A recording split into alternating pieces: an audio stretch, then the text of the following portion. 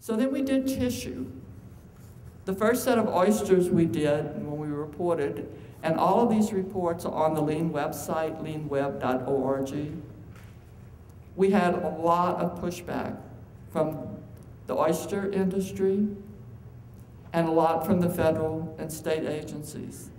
The oysters we sampled were not visibly oiled. They looked good. They looked like oysters you would eat. My dad used to buy oysters when he came to New Orleans on business at the Acme bar when it was really just an oyster bar. And if they were up to his standards, he brought them home and opened them that night for our family and all the neighbors around.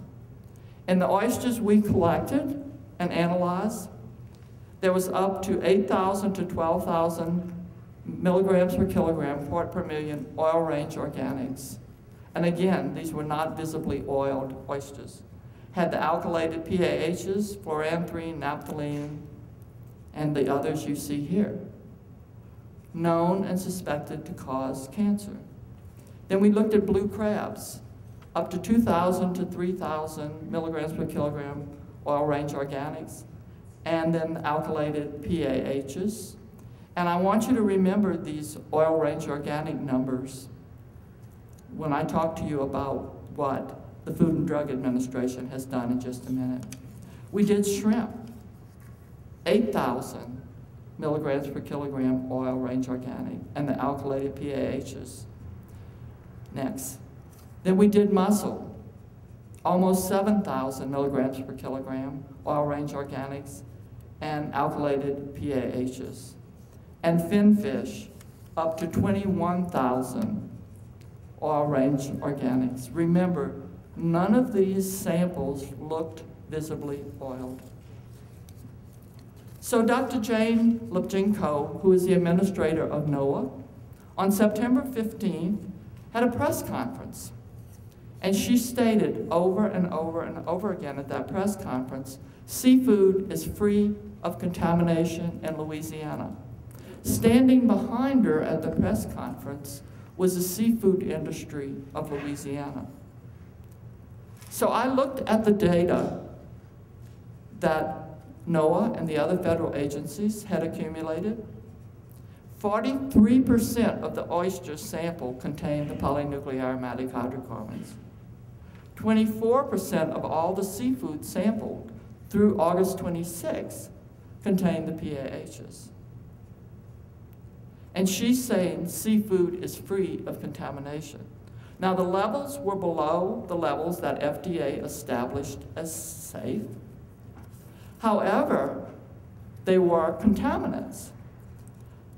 Dr. Lubchenco should have stated that the seafood contained contaminants below the level of concern developed by the FDA for the Deepwater Horizon oil spill. I contacted her, and she did change her statement 10 days later to more represent that the seafood does have contaminants in it, but they are below the levels established by FDA.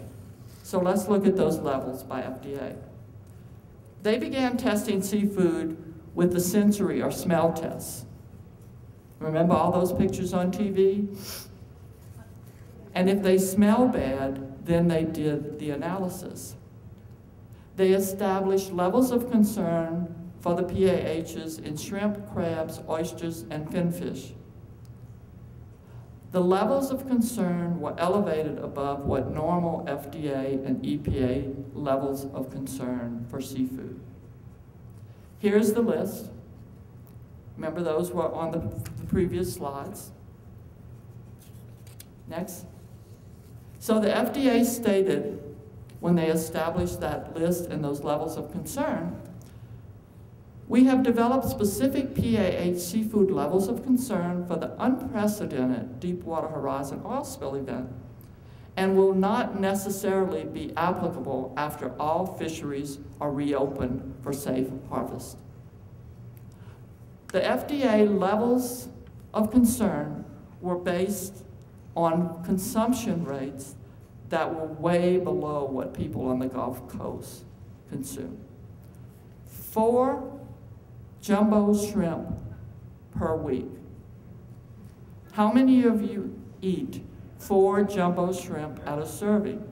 Raise your hand if you only eat 4 or less. How many of you eat more than 4 when you sit down to eat shrimp? Per week, remember.